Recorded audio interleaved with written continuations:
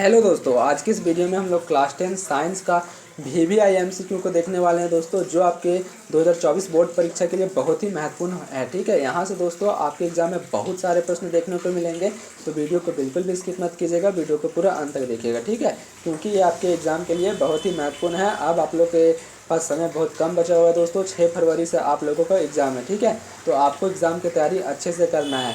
मैं आप लोगों को दोस्तों कंप्लीट तैयारी करवाऊंगा, बस आपको वीडियो को 2-3 बार अच्छे तरीके से देखना है ताकि आपका सब कुछ याद हो जाए। ठीक है, तो अगर आप सभी वीडियो को अच्छे तरीके से देख लेते हैं फ्रेंड्स, तो आपको 30 में से 30 लाने से कोई नहीं रोक सकता है। ठीक है, 30 में से 30 आपका सही हो जाएगा और आप सारे वीडियो को अच्छे तरीके से देख लेते हैं। ठीक है, तो चलिए वीडियो को बिना देर किए हुए स्टार्ट करते हैं। पहला प्रश्न देखिए आपके स्क्रीन पे है, यदि आपतन कोण का मान 60 डिग्री है तो परावर्तन कोण का मान क्या होगा। ठीक है, मान लीजिए दोस्तों ये आपका समतल दर्पण है, ये आपका आपतन कोण है, ये आपका परावर्तन कोण है। ठीक है, आपतन कोण और परावर्तन कोण हमेशा दोस्तों बराबर होता है। ठीक है, आपतन कोण कितना है 60 डिग्री, तो परावर्तन कोण भी कितना होगा 60 डिग्री। ठीक है, ये आपको हमेशा इस बात को याद रखना है कि आपतन कोण और परावर्तन कोण हमेशा बराबर होता है। आगे देखिए दूसरा नंबर जो प्रश्न है, ये आपका मुख्य अक्ष के समांतर आने वाली किरण, ठीक है, दर्पण से परावर्तन के बाद जिस बिंदु पर मिलती है उस बिंदु को क्या कहते हैं।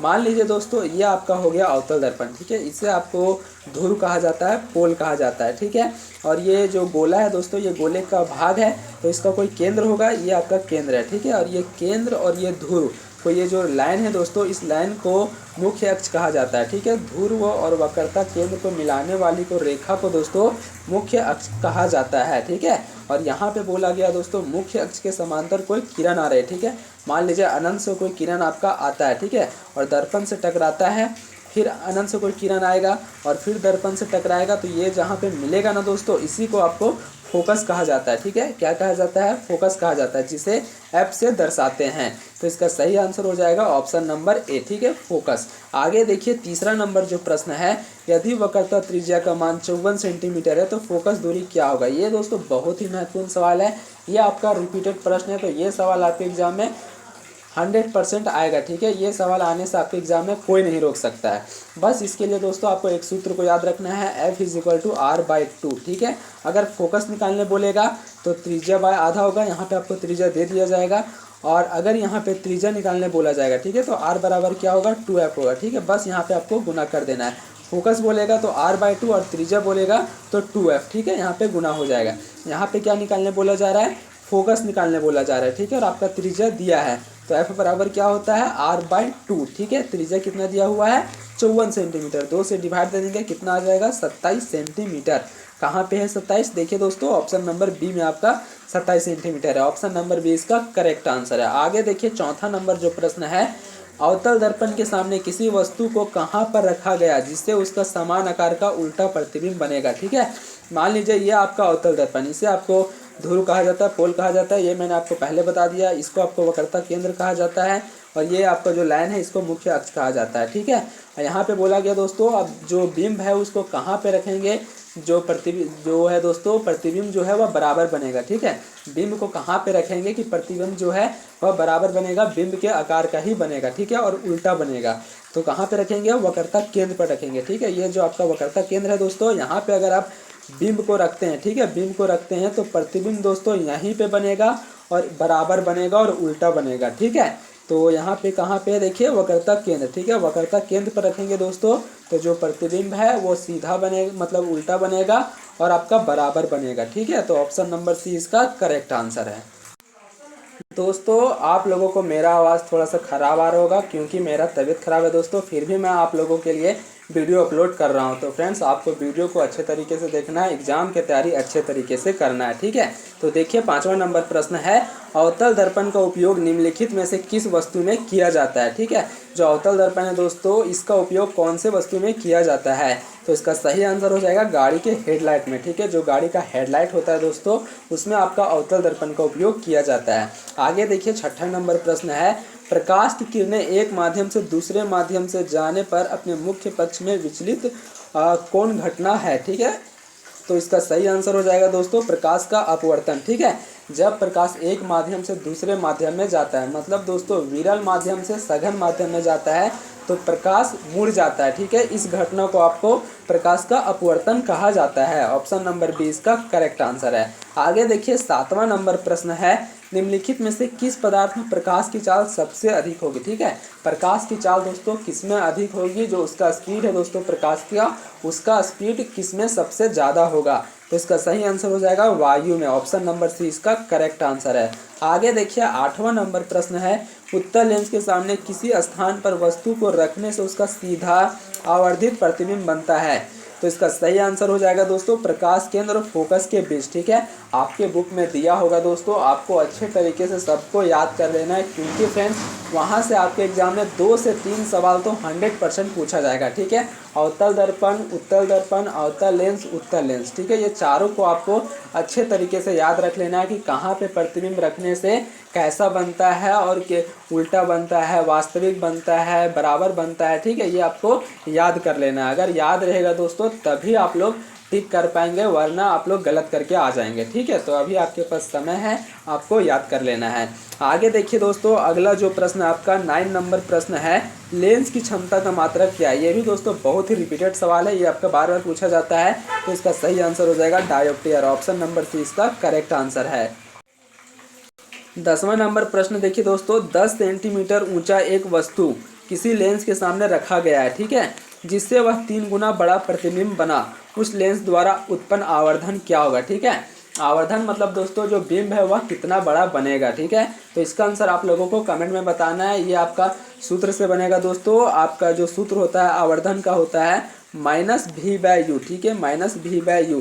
यहाँ पे किसका पूछा है, लेंस का पूछा है, ठीक है। तो लेंस का जो आवर्धन होता है वह +v/u होता है, ठीक है, माइनस नहीं होगा, v/u होता है, ठीक है। तो यहाँ पे दोस्तों सबसे पहले आपको v निकालना पड़ेगा, फिर u निकालना पड़ेगा, ठीक है, और फिर दोनों को यहाँ पे डिवाइड कर देना है, ठीक है। तो आप लोग इसका आंसर बना के कमेंट में ज़रूर बताएंगे। आगे देखिए 11 नंबर प्रश्न है, नेत्र के किस भाग में प्रतिबिंब का निर्माण होता है।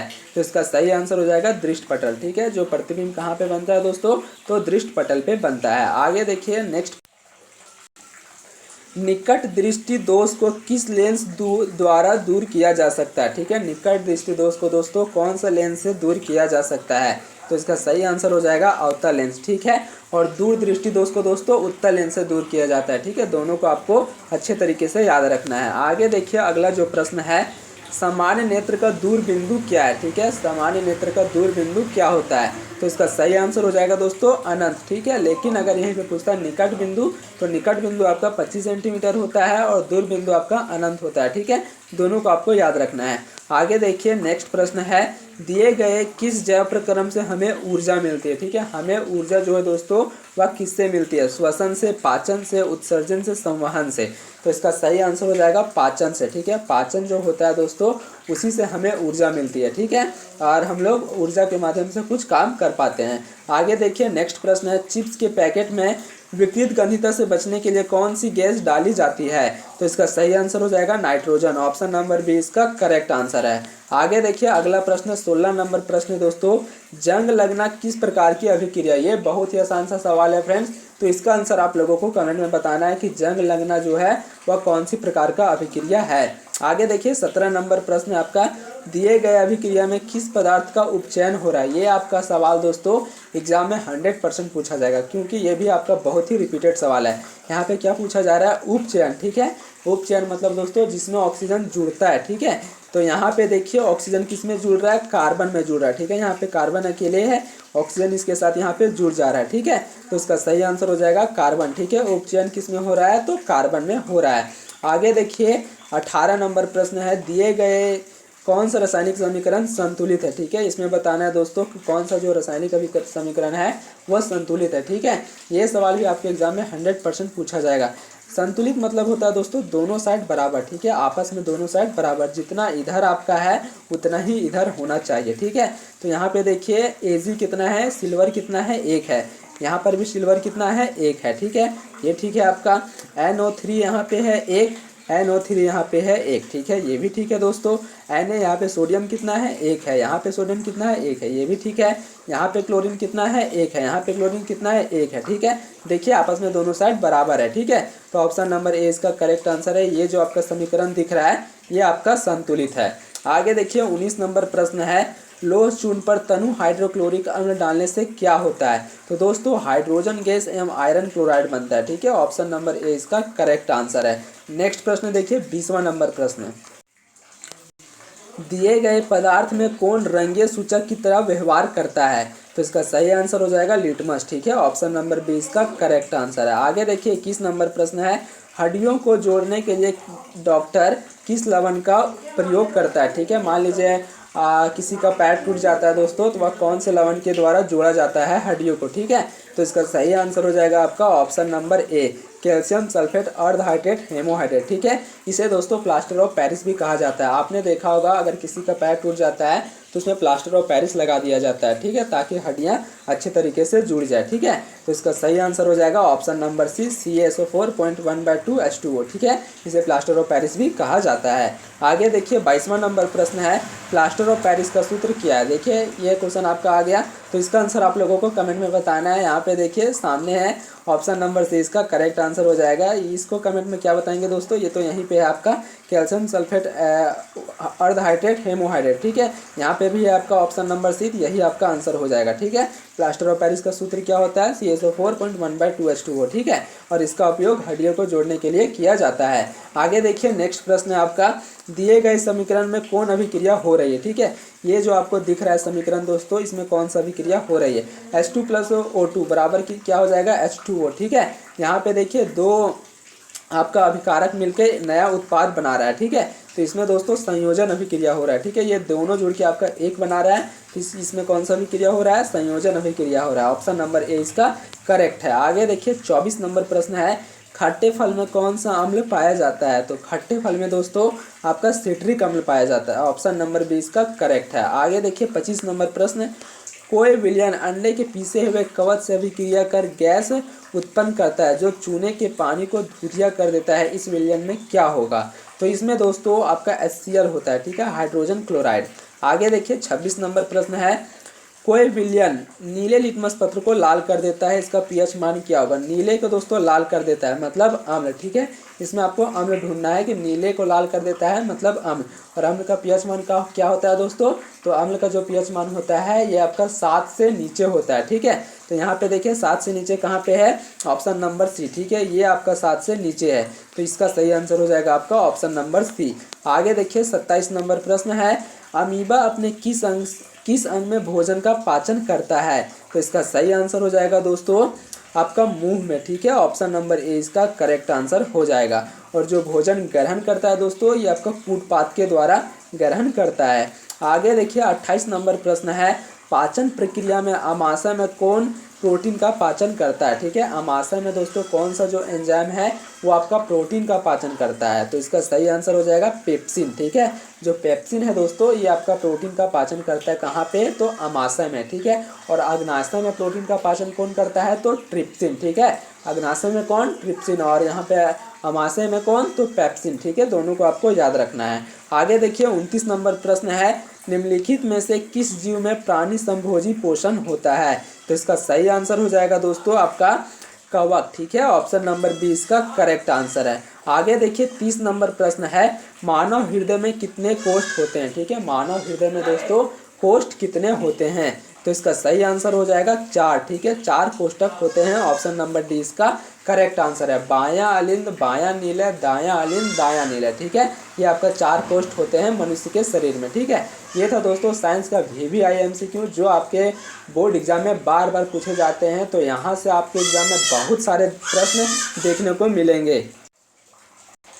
मिलते हैं दोस्तों नेक्स्ट वीडियो में, तब तक के लिए जय हिंद, जय भारत।